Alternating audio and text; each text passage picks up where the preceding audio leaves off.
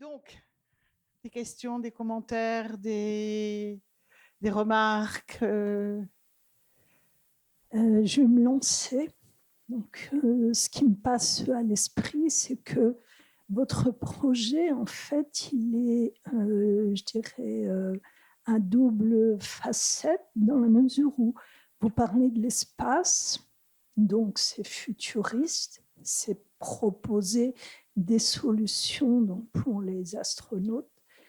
Et puis après, vous présentez des projets pour la Terre. Donc, alors, il y a une espèce d'ambiguïté dans la mesure où finalement, il y a un projet qui est à court terme, l'autre qui est à très long terme. Ce projet qui est à très long terme, quel est son intérêt pour l'humanité? Parce que, bon, j'ai regardé les gens qui vous suivent, apparemment, c'est plutôt européen. Bon, le monde, il y a quand même des grandes puissances. Donc, ces grandes puissances, est-ce qu'elles ont aussi des projets de cette envergure pour l'espace? Et une autre question qui m'est venue à l'esprit, le plastique, qu'est-ce que vous en faites? Est-ce que vous avez aussi des projets pour finalement empêcher cette prolifération sur Terre du plastique? Merci. Il y a beaucoup de choses, mais voilà, c'est l'esprit qu'a... Je vais commencer donc par la première question qui est l'ambition. So that Louise can better understand. I can switch to English, yeah, but I don't know if... Okay. No, the discussion is in English, so that our speaker can fully understand. Mais vous comprenez pas l'anglais, c'est ça? No, she has. Okay. Okay. So we go the discussion in English. Okay, so the first question was about the overall ambition of the project. So the main ambition of the project is to be able to propose solutions for future missions to deep space. The several space agencies are getting ready for a Mars transit mission, so for a mission to Mars. We think that Europe could contribute to this mission. One area where Europe could contribute efficiently is life support systems. So the MELISA project is getting ready to prepare Europe for a Mars transit mission in that area.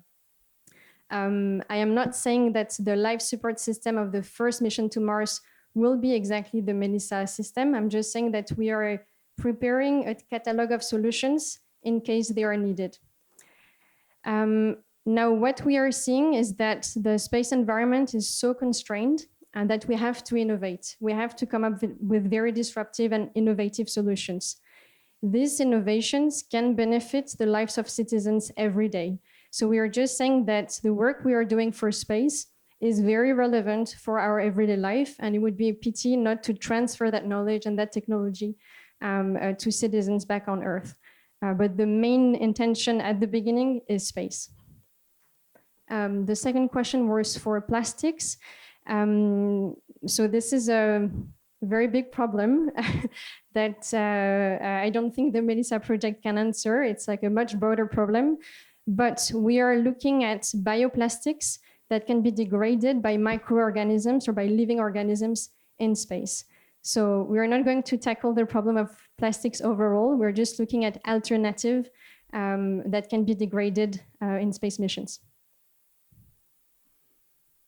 So one of the things that this exchange makes me think of is the quest for relevance when we talk about technology transfer, and how, of course, when there is state money that's being used to fund something, or there's an interest of a company to advance something, that becomes directly relevant. And we use this language of technology transfer nowadays.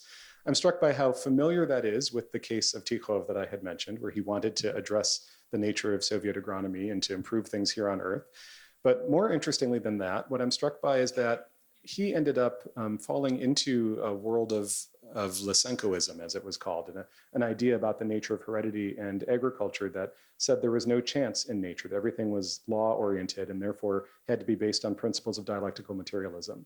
So to get the support of the state to do his science, he ended up having to adjust his scientific understandings to the political requirements of the day. So I think that is a larger interesting question to think about. How is it that our research that we do with the best of aims and the best of motivations and the best of skill can be unconsciously reflecting other sorts of criteria or incentives that exist because of the structure in which that science is taking place? And that can either be something quite dramatic and serious, like the case of Soviet Lysenkoism, or it could be the incentives of capitalism, or it could be something else as well. So I think kind of expanding to that larger social context for any sort of thing that we frame as technology transfer and thinking how those cases might resonate differently across time is worth doing. I'd like to add to that, but could you speak slowly? Yes, thank you, I will. Yes, I would like to react to that because working on this evening and listening to your presentation, there is this idea that is stuck to my mind, which is evolution and adaptation. And how do you operate in a closed system? How are you sure that the closed system is remaining closed? And when we come to life, biology, food, regeneration, and so on and so forth, there is nothing as a closed system, and there is always a stone in the shoe.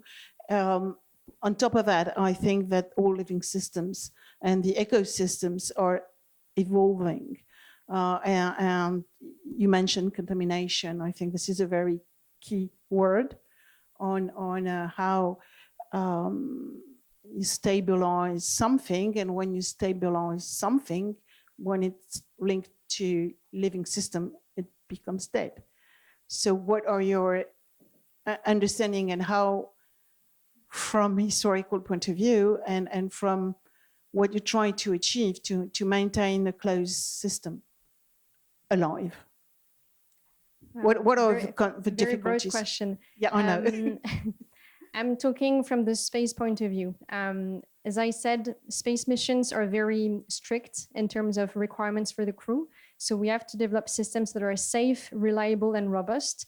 And we have specifications to answer. So hence the 30 years of research for Melissa. I mean, it's not easy to build a system that is safe, reliable, and robust for space missions. It takes time, and this is why we're doing activities on the ground to investigate, to characterize, to test, but also in flight. It is a challenge that we are addressing every day. But for instance, what are the cocktail of organisms that you have found so far more robust than others? When Louis was mentioning we need an orgy of microorganisms. Well, spirulina is quite robust. I mean, just looking at radiations, it's way more robust to the impact of radiations than humans are, for example, and this is why we have chosen this microorganism.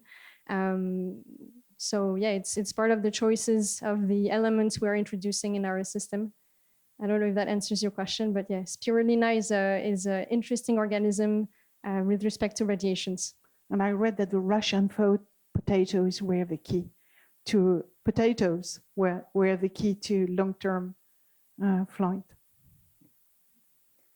We're also growing potatoes, but That's a grow potatoes. I think I saw a movie about that. Yeah. So, yeah. So the question of working with organisms in space and highly controlled and engineered systems like you're doing is a highly technical problem, right? And it requires a lot of effort to try to maintain those systems. I think the question, as I'm hearing it, is about the unintended things, the noise in that system, the mutations that are caused in the organisms by being in a high radiation environment, the juxtaposition of organisms that you may not have thought of kind of existing in that same space together, something the astronauts have brought with them on their bodies or in their intestines that starts to interact in a larger ecology. So I think that's the question that I'm hearing, is how to think about those unintentional dimensions that of course will not be in the laboratory environment here on Earth, but could very well be part of the functioning of a complex system in space. Well, the way we are addressing this is again by using engineering tools. So we are considering living organisms just like any systems. The work we are doing on mathematical modeling is done at different scales, and that includes, for example, the scale of DNA, RNA, and above. the science experiments we are developing are also intended to see the reactions of these organisms to the space environment. So we know that this is something that we need to look at. We will hopefully prepare experiments, for example, in the cislunar environment to have access to deep space radiations, for example. So that's part of our roadmap. But again, the way we approach it is just with engineering tools, deterministic approach, modelization, and experimental validation. And are there ever any useful counterexamples that are understood to be useful counterexamples, or is it always simply we have to engineer enough to fix the problem? So I think of other cases, maybe Biosphere 2, trying to have a bunch of people go in for 2 years to a closed environment and somehow be self-sustaining, and that didn't work. One can always critique that as being not really a science experiment, but being something else. But is there any possibility within the world of engineering to think of a counterexample or a complexity or an unexpected development that you can build resilience into your system for? Or is that always just a matter of having failed to frame the question appropriately? And the reason I ask this is because as a historian of science who studies and writes about scientists and engineers all the time, I find this a very interesting difference across disciplines, that the historians like to look for the contingent, the thing that just happened to turn out that way because one thing led to another thing, led to another thing. So a path dependency that we can explain retrospectively through weaving stories together. And so the not structural element is the thing that can give meaning and insight into how we understand a particular case.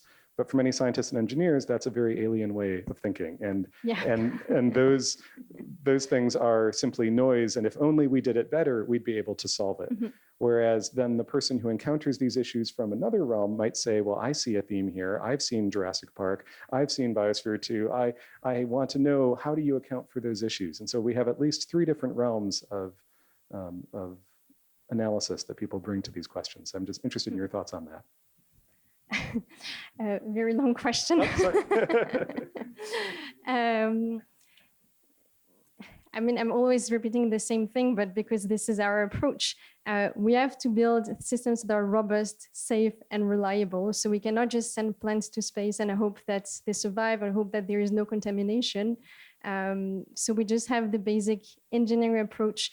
We won't send something if we think that there will be a contamination, for example, or if there will be a contamination, we need to make sure that it's controlled. Everything needs to be prepared in advance. Space travel is just too risky, and the stake of the life of the crew is at stake.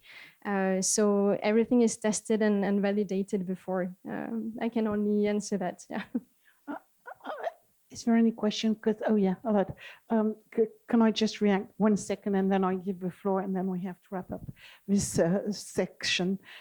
You talked about scale, and I think it's scale, Louis, it's scale big or small. And obviously it's easier to have a small garden than a big garden in space, but there is also the scale in time.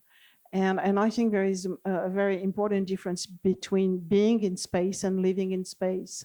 And we are potentially okay for short term, even if the short terms are 3 years, but 3 years is a short term, but not for kind of permanent settlement yet. So,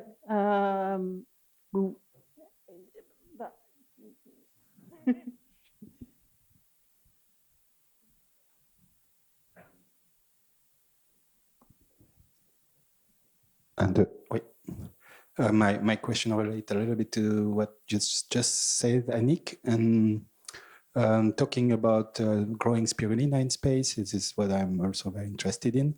Knowing space is a sterile environment, and it has to be space station has to be sterile. So about the microbial questions that also Louis was raising. So, but on the longer term, you've been working on studying diets of people eating spirulina. So what's happening with our microbiota on the longer term? Are you researching that? And does it have an evolutionary impact on a longer perspective? That's a very good question. I mean, we've been talking about the impact of radiations on spirulina, but the main question is impact of radiations on humans. We are way less resistant to radiations than other microorganisms. So the impact of radiations on the human microbiota will have impact on the overall Melissa loop, for example. The quality of the waste we produce will be impacted by the space environment, and we need to understand the overall impact on our loop. The Melissa project in itself does not do research on this topic, but we are interested in getting closer with research teams who are investigating these aspects. We need to work closely with these people in the near future. Very good question. Yeah. Thank you very much. I would have much more questions. No, il y a une autre question urgente? Okay. Great. It's the last one. Yeah, just one last one for the rides. It's more for Luis. I was curious about this island, Ascension Island. Are there people living there? And if yes, I guess yes. Did you notice, or is there any studies around how they actually interact, eat, or maybe crafts has been developed around this insane flora that grew on the island, and how is it in a more anthropological, let's say, lens towards the flora on the island? I think I need you to help me write my grant proposal so I can go visit the island. I would love to do an ethnography. Because I come from on the island. I was inspired by this. It's an interesting case of an island that was not inhabited until it was inhabited in modern times. And that's quite different than some other stories that we tell. But the fact that this artificially composed ecosystem was the result of happenstance and empire together, and it remains kind of a central point, a strategic point in the middle of the South Atlantic, and that you're quite restricted from being able to visit there, suggests that the ethnographic experience would be very unusual indeed. So we have a plan. Thank you very much. We need a break because we have 2 more presentations.